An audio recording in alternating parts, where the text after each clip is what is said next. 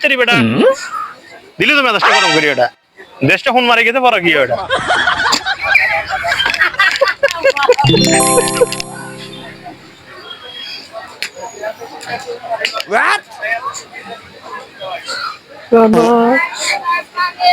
কি রে কি রে ইচ্ছে করার কি তো তোর তুই তো ভালো আছিলি তুই হাগলের মতো ব্যবহার করার কি ভাইয়া আমার জীবন অনেক বড় একটা ঘটনা।